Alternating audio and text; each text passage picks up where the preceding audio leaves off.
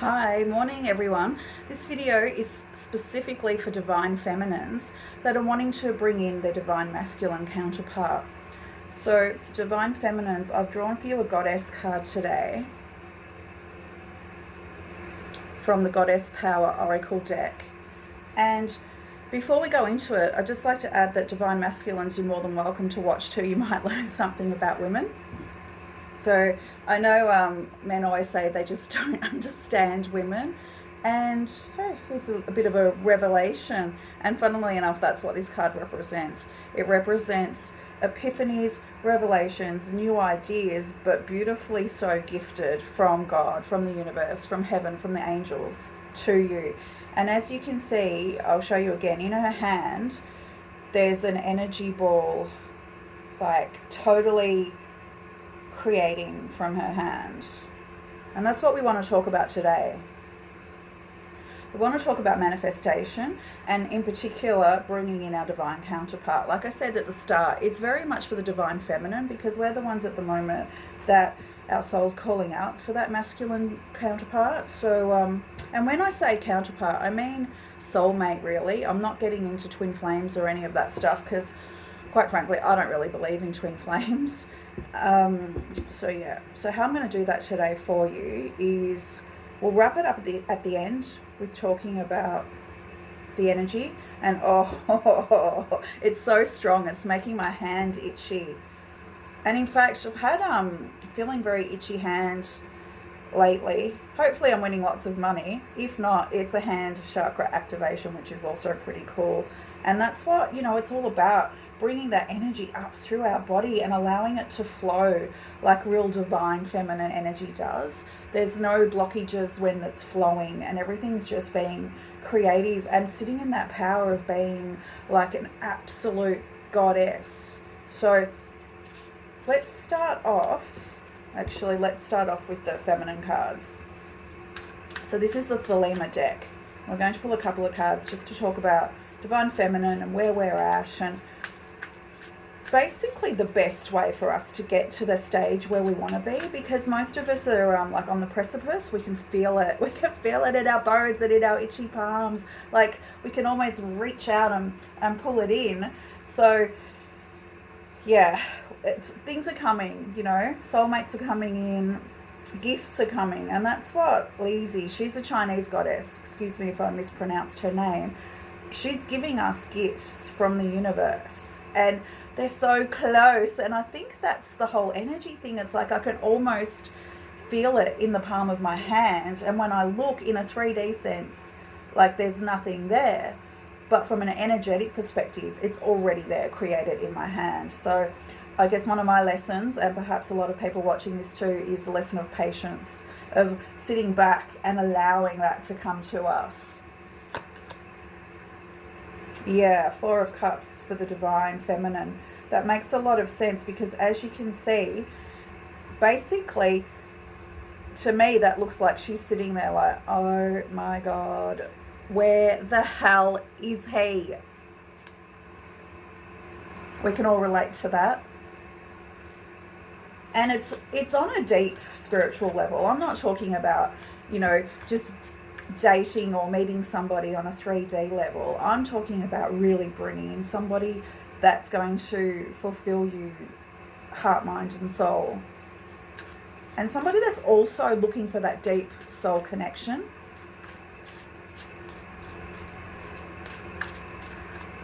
Because let's face it, the 3D physical connection is easy to obtain, like especially with apps, dating apps. You can be on a date within hours if that's what you really want. But I know most of us, me included, we're tired of that kind of superficiality. We want a real connection. And that's what we're talking about today, how to bring in that real solid connection. And I spoke about patience, like she's kind of running out of patience there. She looks a bit fed up, doesn't she? But it's okay, because the cups, like that love offer is there. She's just not looking at it. Like she's looking away from that cup. She's looking at the disappointments that she's had, but she's not actually looking at the cup that's being offered behind her. So It's so close, girls. It's so, so close. Oh, Nine of Swords. Like, I know a lot of us have been kind of worried about it, even if it's subconsciously with the moon there. And we've just come out of the full moon on Friday the 13th, which is lucky for us. Don't believe the patriarchal or like the religious propaganda that Friday the 13th is unlucky. It's not. It's a very divine feminine energy. So what I'm getting from this Nine of Swords, with that full moon there, it's also representing our subconscious. And some of us can on the surface go, I'm happy being on my own. My life's perfectly fulfilled and I have, a great job and friends and everything that I need. So I'm okay. But deep down in our subconscious, there is that longing for somebody to come and be our equal, match with us. So the main message for the girls today, and when I say masculine and feminine, I'm not being gender specific. It's about the energy. So if you're in a same-sex relationship, if that's what you want, it's just the energy of which one's the feminine, which one's the masculine. So just thought I'd explain that in case you're not sure. Oh man. Okay, so the energy's really intense today. But the good news is, let's look at the bad news first. The bad news is it's the Ten of Swords, which, check her out. Oh, big sigh. Yep, that sucks. But the good news is that you're progressing from the Nine of Swords to the Ten of Swords, and it means it's a completion of this anxiety and overthinking and all the worry and concern. Because if you knew without a shadow of a doubt that you've got a beautiful partnership coming in the near future, you wouldn't spend any time now at this point in time worrying about it, would you? You just wouldn't need to. You would just, flick it off. Flick off the worry, flick off the concern, because it's there. It's like, oh, it's so close, So ladies, the message today is please don't worry. Like, worrying doesn't help you. Worrying doesn't achieve anything. So please do whatever you need to do to not worry. And I just got, for some of us, it's a good idea just to have a girls' night or something. Okay. Just go out, have a girls' night, have some fun, forget about your, oh my God, and like get off the apps. Don't worry about any of that stuff. Just go out and enjoy yourself with your friends, because look what's on its way. The Four of Wands, it's golden. We are golden. The Four of Wands is traditionally the happy home, could lead to marriage card, but to me, it's all about the home, the happiness. Like, you couldn't want for anything. There's like, your home's so happy. It's always full of celebrations and good times and, oh, okay. And Ten of Pentacles as well. So, yeah. So I'm clearly Temperance. It's very healing. Oh, God. Okay. They're just so wonderful that I have to keep going. Got to stop somewhere. Let's stop there. So I'm going to show you what I got from these ones. So basically, the first three are all about, are all about the worry, the concern, the being upset, the sleepless nights, the feeling just disappointed. We've all been there where we've had disappointments in love. But the message is to forget all that. Like, put that behind you, literally. Put it behind you. Have in your mind, knowing that there's so much beautiful energy coming for you, that you can put that behind you and stop worrying. Like, right now, make that choice instantaneously decide to stop worrying, because what's coming forward at that point in time, when you stop the worry and the concern and allow your energy to rise and your vibration to really increase with the excitement of what's coming forward, that's what's going to bring it to you. And it's just amazing. So this come up in this order: the Four of Wands, the Ten of Pentacles, and Temperance. So like I said, the happy home, This is all about financial abundance. And with the Temperance, it's basically healing. So you're going from a state of sadness to a state of happiness very rapidly because you choose to. Beautiful. And what it's bringing up as well, the last three, the Star, the Ace of Pentacles, and the High Priestess, like gifts from God, gifts from the divine, gifts from the source, the creator, the angels, whatever, the universe, whatever word you want to put to that benefic energy. It's one of my favorite High Priestess cards in this deck. She's incredible. And again, it's very much about, you know, holding that in your hand, knowing. So I've got a little exercise for you. When my nose gets itchy, I know that that's one of my signs that I'm right on point with that message, that it's really clear. So the exercise for you to help you calm down and stop stressing and worrying is every time you have those thoughts that upset you, the thought of, oh, it's never going to happen, he's never going to turn up.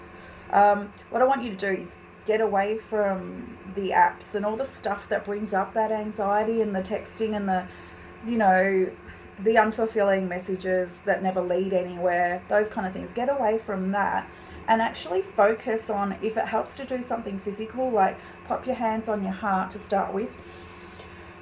Take some nice deep breaths to relax. And then pop your hands in front of you. Remember when you were a kid and you were getting a gift, like a birthday present, and people would say, close your eyes and put out your hands? So we're going to do that. We're going to close our eyes and put out our hands in readiness for that gift. And while we're doing that, we can take that time out to imagine what we want that gift to be. Like, take time out, even just 5 minutes a day, just to go, you know what, I'm not going to worry anymore. I'm going to trust that I'm opening my heart chakra, opening up to love. I'm going to close my eyes and put my hands out and allow the gift to come to me. Another thing I like to do, which is really fun, is to visualize, like in your hand, what it is that you want. Just whichever way you like to do it. Use your imagination. That's really important.